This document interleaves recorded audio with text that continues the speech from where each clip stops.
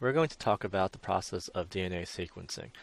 The way that the method has evolved now and the way that it has been done traditionally for a long period of time was based on what we call a Sanger dideoxynucleotide method.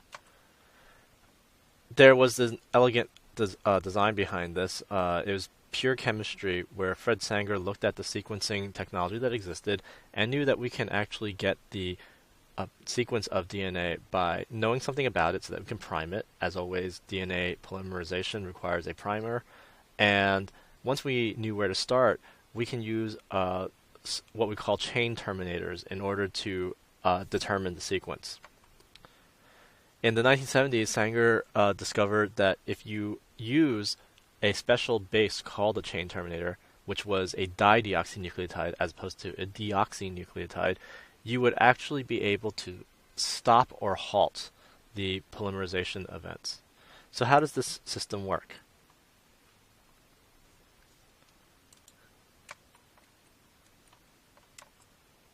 Well, dideoxynucleotide sequencing requires single-stranded DNA template, a primer for DNA synthesis because you're using a DNA polymerase, as we see in number 3, and deoxynucleotide triphosphates, as you would always use, plus the addition of a single minority amount of a dideoxynucleotide triphosphate. What does that actually mean? Well, you need to start from somewhere when you're using DNA polymerases, and DNA polymerase requires a primer. So you would have to know something about the sequence to begin with. Maybe just a little tiny piece, as you can see where the primer is. And you would add your DNA polymerase and your DNTPs, and it would polymerize like normal. However, what dideoxynucleotides do is replace one of those DNTPs, and because it's lacking a hydroxyl group, it can no longer synthesize that piece of DNA. And therefore, it would terminate the polymerization. So Sanger had this method where you would first denature your DNA, as always, because you'd have to separate the two strands to make a new one, and you would use a specific primer to a region. So if I knew this was a gene of some sort, such as one for human growth hormone, and I had the human genome in front of me, then I would have a primer based on something corresponding to that human growth hormone. Of course, I wouldn't know the full sequence, but I can have some idea from homology studies from other organisms. So what I would do is add this primer, have it renature. The nature of this primer itself would probably be radioactive. So therefore, you can actually see it when you expose a gel to a X-ray film. You let the DNA polymerase start from this primer, and it will start to build pieces of DNA. Then you would need the addition of a dideoxynucleotide triphosphate, or DDNTP. So you would have 4 different reactions. And in each one of those reactions, you would have all 4 of those DNTPs. However, you would also add a small concentration of dideoxy-ATP into one tube, or dideoxy-CTP in another tube, dideoxy-GTP in another, and dideoxy-TTP in the last one. And what this does is every once in a while, those dideoxynucleotides will end up replacing a DNTP, and because there is no 3' hydroxyl, it terminates the sequence. As we can see here, the figure at the top is a dideoxynucleotide triphosphate. We can see at the 2 position there is no hydroxyl. If there was a hydroxyl there, it would be ribose. But at the 3 position, where we see highlighted, there is a hydrogen instead of a hydroxyl. And that's the one that was involved for polymerization events. So we can see in the lower panels the side-by-side of the deoxyribonucleoside triphosphate and the 2,3 dideoxynucleoside triphosphate. Here we see that if we add a primer and we denature and we have them hybridize, then we can start a polymerization reaction. In this reaction, we have replaced, well, we haven't replaced, but we've added a small amount of dideoxy ATP to the reaction. So we have all the other four DNTPs at equimolar ratios, and we have DDATP as well. As we see in the top blue strand, there will be occasional thymine residues that are part of that sequence. When the polymerase goes to polymerize off of that template strand, the chain terminator dideoxy ATP will come in every once in a while and poison and terminate that strand. In other reactions, because you still have this as a minority species, you will have longer and longer polymerization events as well, because it's only a small minority that has this chain terminator in there. But every time there will be a T, every once in a while, a dideoxy ATP will take that position and terminate the chain. So as we see, we can have multiple single-stranded molecules here of different length based on where the dideoxy ATP came in to complement with that thymine residue in the DNA template. And what you would do is run it on a gel. You'd run it on a electrophoresis gel. This one would be made out of acrylamide, which has a lot finer pores in it than, say, agarose. And this way you can get higher resolution of separation, especially since, as you can see, these sequences are very similar in size. So to have that increased resolution, we need something other than agarose, such as acrylamide. So how do we visualize these fragments? Well, as we said, you can have a chain terminator that is polymerizing off of a radioactive probe, or you can have the dideoxy NTPs themselves modified so that they are intrinsically fluorescent, right? They contain an additional fluorescent probe on them, and they will be incorporated into the DNA molecule during synthesis reactions. And what you would do is you'd have 4 different fluors, and these different fluors will have different colors when they're excited, and that's what makes them fluorescent. So you would have one color for dideoxy ATP, one color for dideoxy TTP, and so forth. We would run our gels and separate them on this acrylamide gel, and you can see how we would get this ladder. Notice that in the bottom panel we have 4 different lanes. These 4 different lanes correspond to one sample, except it's 4 different reactions that we ran where we poisoned the reactions with dideoxy A in the first, dideoxy T in the second, dideoxy G in the third, and dideoxy C in the last.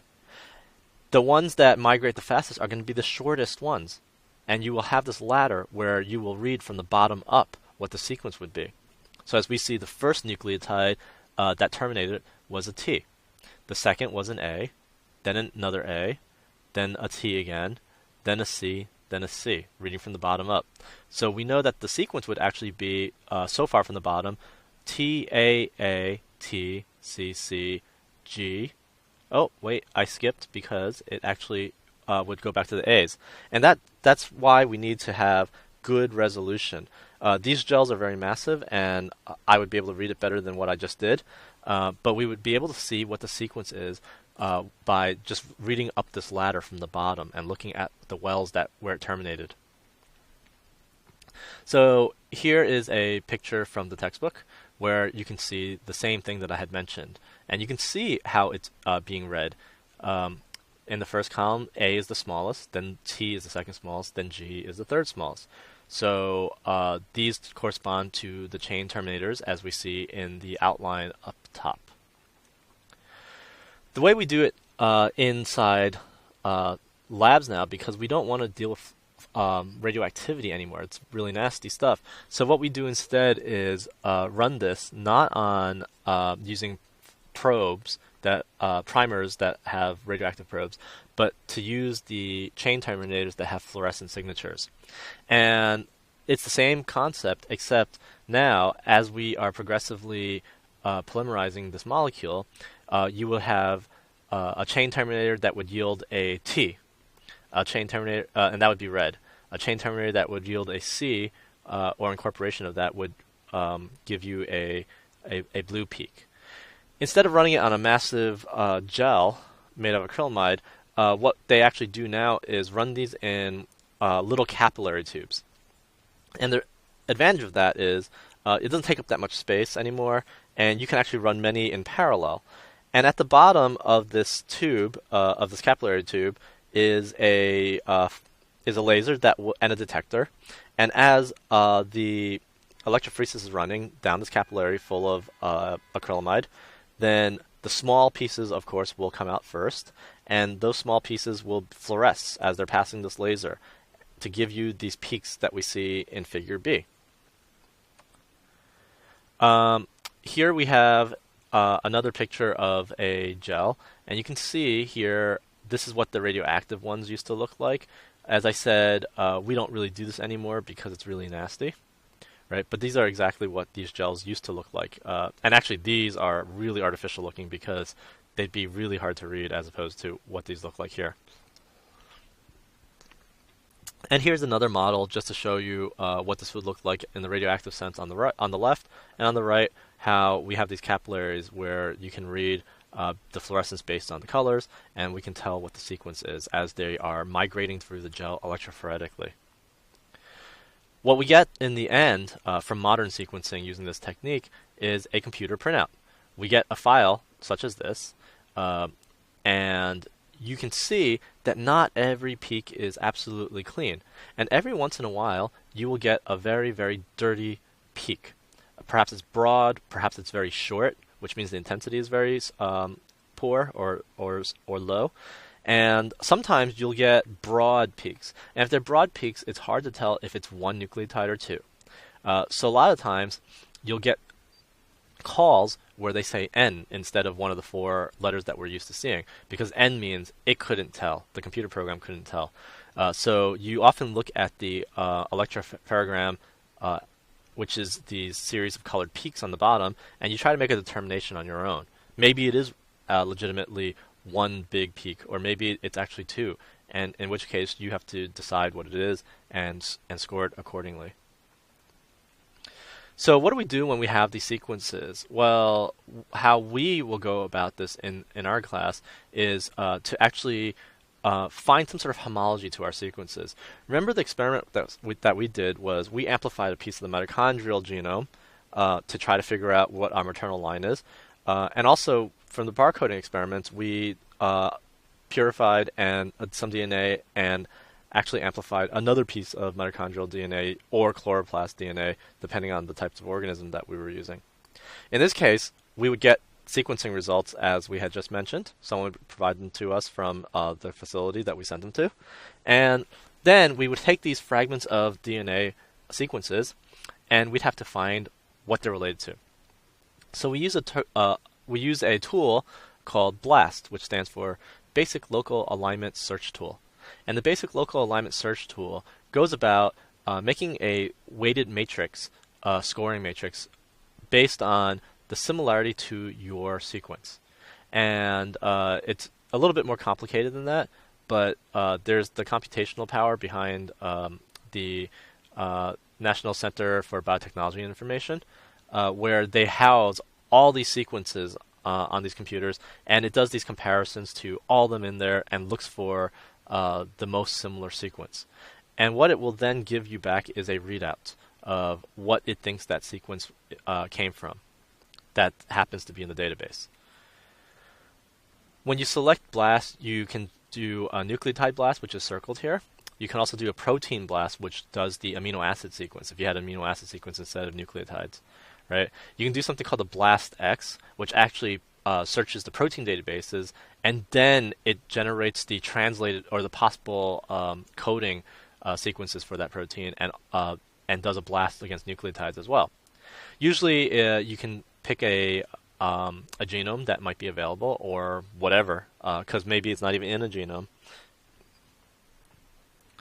And what you would do is you would paste your sequence that you had we have to trim our sequences because when you do sequencing, the beginning is kind of noisy and the ending is usually kind of noisy. So you kind of trim that noise off because it's hard to read the gel if you look at the gels where at the very beginning and also towards the very end of these reactions where they're no longer very reliable.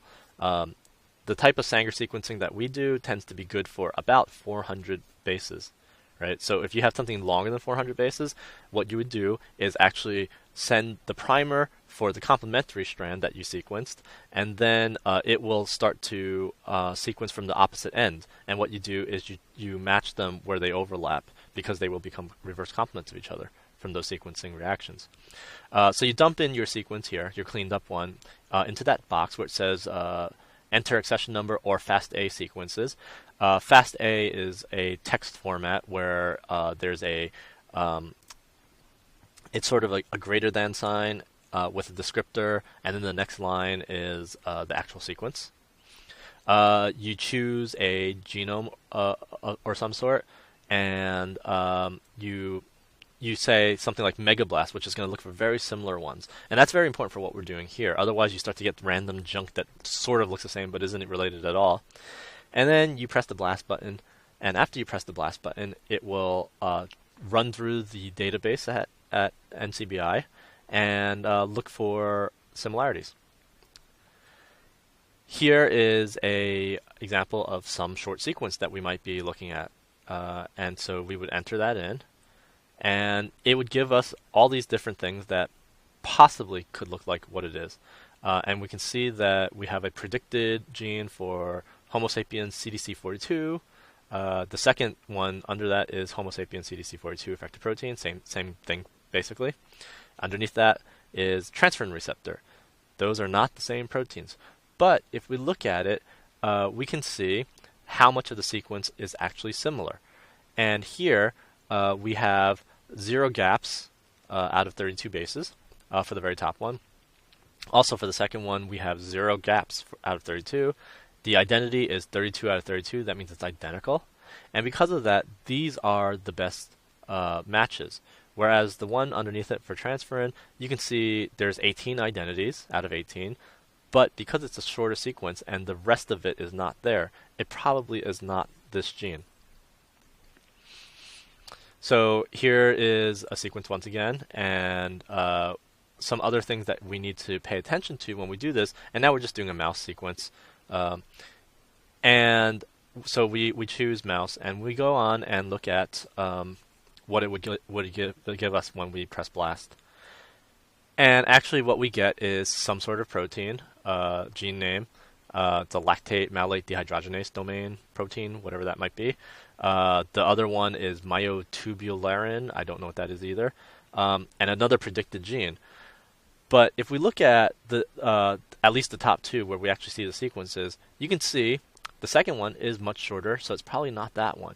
Whereas the top one has 33 out of 33 identities with 0 gaps in our sequence. So this is a pretty good match. Now look at the circle there. It says strand, plus, minus. Remember, there are 2 strands of DNA. And one will be referred to as the plus strand, and one strand will be referred to as the minus strand. And it basically will show you that our sequence that we had submitted is the opposite of what's found in the database. And remember, when you know the one strand, you also know the other strand. So it's just a matter of directionality. So it's very important to know that. Because you would always have to count the positions. Notice that our query is from 1 to 33. That's fine. But this gene that it found, it's called position 527 to 495. Notice how the number is backwards, right? That 527 is a bigger number than 495, and that's first. That means it is a reverse complement to the actual sense strand of the gene. Right? Remember, the sense strand is also known as the plus strand, and that's the coding strand that corresponds to what the sequence of the RNA would be that would be ultimately decoded by the ribosome. So these are the things that we learn from blasting our sequences. These are obviously not the things that we're going to blast in our class, but if you didn't really catch or understand the process of doing the Sanger dideoxy sequencing, you can actually go take a look at these links here. They'll explain it in video form. The first one is a YouTube video that's in video, and the second one is a little flash animation that actually walks you through each step to show you. They're basically the same thing with different words that are used for it, and these are extremely helpful for us to understand, and we need to understand these things in order to go on with what we are doing. Here's an example of how we're going to use a online system that uses the tools that we talked about, BLAST and etc., to actually look at our sequence and actually try to figure out where it came from. This is a barcoding experiment, and essentially what I had done is use or I had barcoded some sample. It was a plant, and I am going to use this system called DNA Subway. DNA Subway is a software that was developed at the Cold Spring Harbor Lab, and it basically is an educational tool, and it's actually really nice because it helps you manage your data as well. So in the context of a class, it's really helpful to do this. We're going to use something called the blue line. The blue line is one that we use to determine sequence relationships, and as I said, barcoding and looking at where our maternal line comes from is steeply embedded into this sequence relationship aspect. So what I've done is I've actually uploaded my sequencing, my sequences. So here I am. I'm just going to take a look at what the sequence might be. Now, as we see, there are these two sequences called Kyoko 1 and Kyoko 2. And as you see at the very beginning, there's a bunch of ends. And as I said with Sanger sequencing, the very beginnings and the very ends are going to be very noisy and poor resolution. So we see that there are ends, which means that the computer could not decipher exactly which nucleotide it might be. We go to the other end, and once again, there are a lot of ends.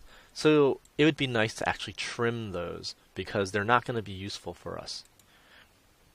So we go to the sequence trimmer, and here it is after it's been trimmed. It says I've already done this, and you can see that all the ends towards the end have been removed.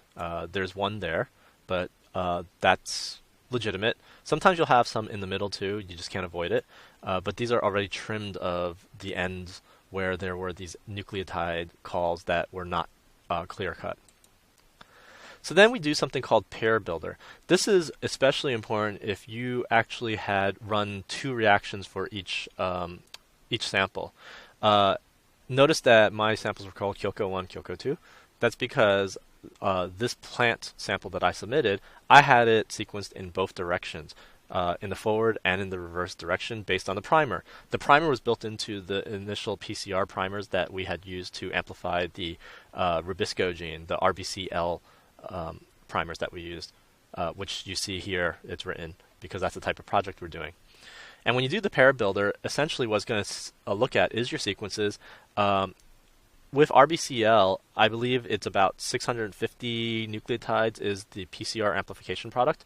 And remember what I said, 400 is about the limit of this type of technology. So doing it both ways gives us overlap towards that center. But remember, one of those is a reverse complement of what we're looking at because it was running off of the other strand. So when we look at it here, I did a pair building, and it actually did the matching for us. It shows us that one is called a forward and one's called a reverse. And right now, they don't look like they're matching each other, but it has actually gone through this process and built this pair for us, so we know which one's forward and reverse. Having both strands also is like a fact-checking, because we know that if one happens to be wrong on one side, let's say that we had an N on one strand, and the other strand we had a T, then we know that that N is most likely going to be an A. So that's the other advantage of doing the two directions. We also have this consensus editor where it will actually take our two strands and it will put them together to try to make a consensus sequence, right, based on them. So here it is. We can see that Kyoko 1 is dash dash dash.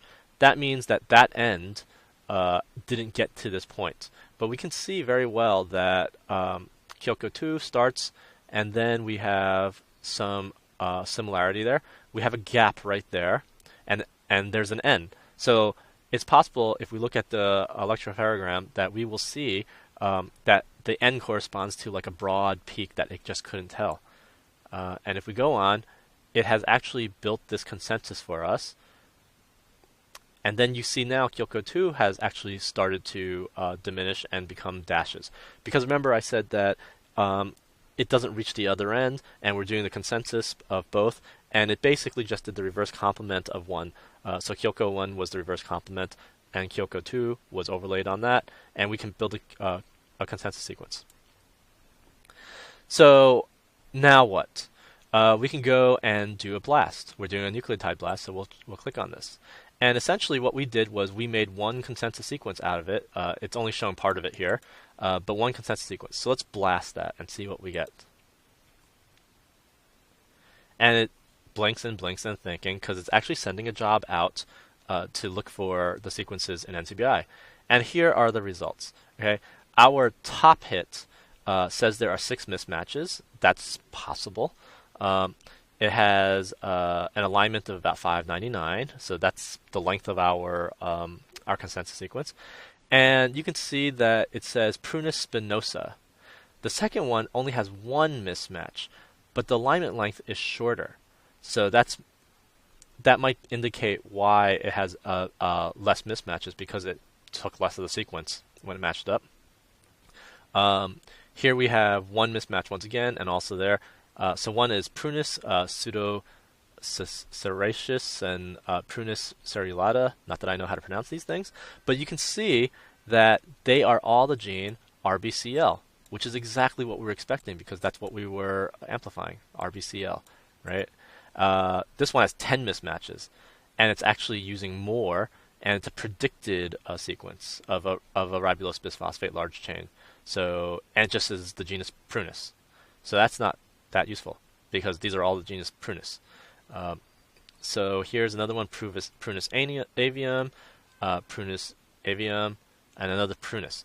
So at least we know that our plant is in this Prunus family, genus. And Prunus, by the way, is exactly the way it sounds, like prunes. So these correspond to things like cherries and prunes. That's exactly what they are. So we can see that, and I just clicked these because I want to add it to our project. Okay. So I added to our project. Hopefully they're there. And now let's see. I can upload additional data as FASTA or these electropherogram formats.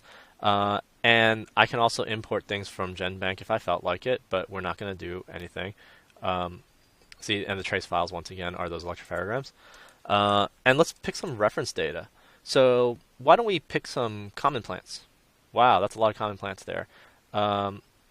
And these are common plants: celery, coffee, corn, cotton, rice. Sure. So I added that data, and it's already added anyway. So then we go to select the data. And so what we're going to do is we're going to use our pair of Kyoko, which is that consensus sequence that we're interested in. And here we have all this data. We have the eudicots, and we have the common plants.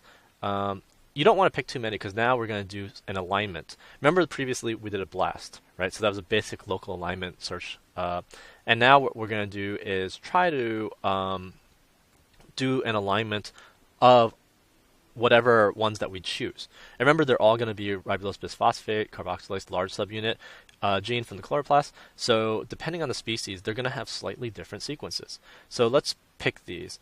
What kind of plants am I going to use? Eudicots. Here's our blast hits. So let's pick something from our blast hits. Cerulata, Persica. See, I don't even know what these are. Let's use that one. And then here, let's see. I don't think it was coffee because I picked this off of the street. I'm pretty sure it's not corn. Let's pick a fern because ferns are very different from all these plants, right? It's a simple vascular plant. Let's pick a ginkgo because that's also not a angiosperm. It's a gymnosperm. Let's pick a grape. We know what that is. Let's pick a pine because those are different as well. Let's pick tomato. Anything else in here that would look interesting? I don't know. I don't see anything.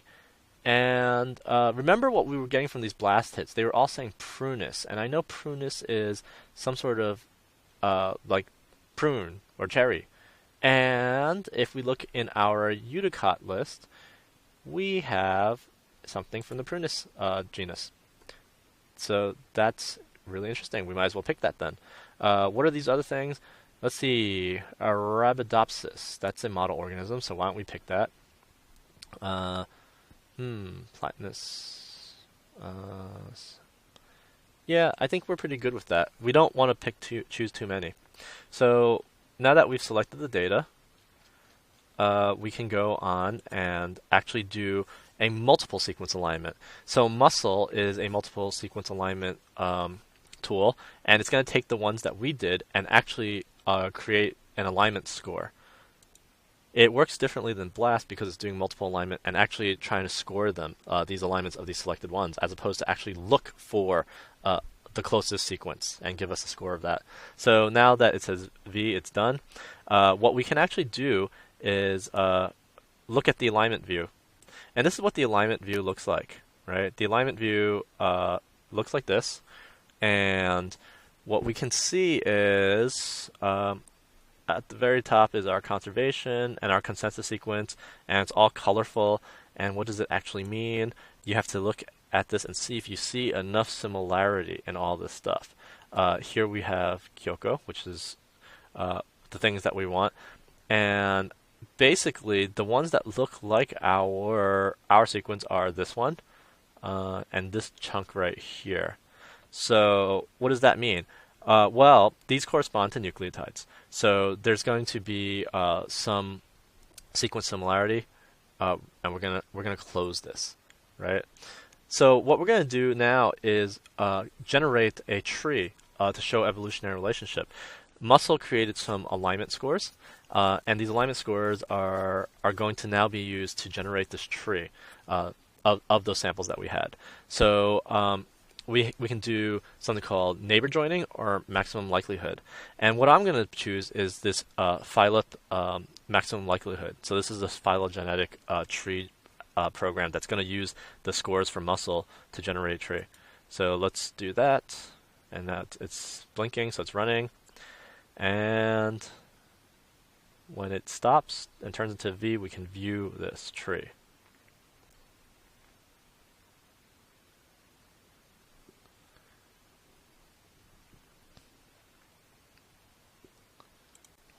And now that the R stopped blinking and it says V, we're going to go click on this and view this tree. And here is the tree, right? The tree is drawn here. We can see that a bunch of plants are related to each other based on this similarity. And wow, it looks like it picked all of the samples except for what, in addition to what I asked for. That's why it took so long. And what's really interesting here is if you look at the way these things are grouped together, the ones that are all by themselves here are the fern and the pine and the ginkgo. And we know that they're all very different from these because these are all angiosperms. These are all flowering plants, whereas the others are not. So why don't we go search through this sequence, and we can see that our sequence here is indeed most similar to the blast hits that we chose. And so because they're right next to each other. And within our reference library, the sequence for Prunus persica is there. That's really interesting. And then the next closest thing are the grape. And then you can see different levels of relatedness between all these different plants, right? This is very cumbersome for us to look at right now. So what I'm going to do is I'm actually going to download this file as a Newick format. And so here we are, and we're going to put it in my temp folder. And let's call this Prunus, because that's what it looks like it's going to be. And then I am now going to use another program. This one is called Fig Tree. And Fig Tree takes these Newick diagrams, and we'll open that up. Prunus, right there. It's unable to open the file because it's not found. Well, I'm not sure why it couldn't find it, because there it is. And when we look at this, it looks like exactly what we saw before, but a little bit easier to read. Right now you can see the tips are labeled. I can turn that on and off in this program, but that doesn't help us. I can have a scale bar, and the scale bar I've removed here because it's hard for us to describe what the scale is. Usually you would have a scale that's related to some sort of molecular clock. So you get some sort of millions of years, or numbers of bases in conservation, or any sort of thing like that. Now, there are many different things that we can do. We can have different types of ways to look at the appearance of this. Like I said, we can have time scale, but we don't have anything rooted for that. So what we will do is try to make this look at different representations of this.